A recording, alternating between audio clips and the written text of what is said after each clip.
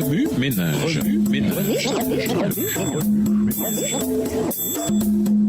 Bienvenue dans votre émission Remue ménage. Nous voilà au lundi 4 avril. Nouvelle d'un témoin oculaire. Lisons Marc 3, les versets 13 et 14.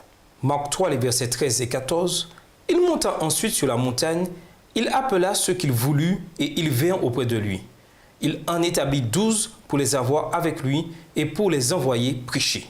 Lorsque Jésus l'appela à devenir l'un de ses disciples, Matthieu était un collecteur d'impôts à la solde du gouvernement romain. L'Évangile selon Matthieu nous fournit le récit d'un témoin oculaire du début du ministère de Jésus. Des siècles plus tard, Ellen White, la messagère du Seigneur, nous donne un aperçu de la nature de ce ministère. Pour accomplir son œuvre, le Christ ne choisit ni la science, ni l'éloquence des Juifs du Sanhédrin, ni la puissance de Rome.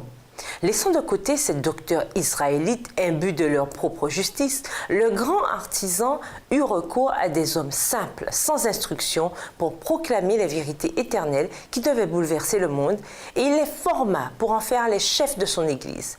Ceux-ci, à leur tour, devaient en enseigner d'autres et les envoyer prêcher l'Évangile.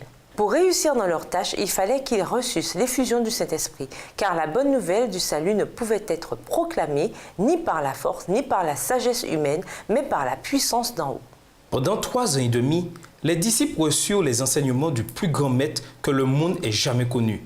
Par une association et un contact personnel, il les forma pour son service. Jour après jour, ils cheminaient ensemble et s'entretenaient avec lui, écoutant ses paroles de réconfort adressées à tous ceux qui étaient fatigués et chargés, et assistant à la manifestation de son merveilleux pouvoir en faveur des malades et des affligés. Pendant les jours que Jésus passa avec ses disciples, ceux-ci s'enrichirent d'une nouvelle expérience.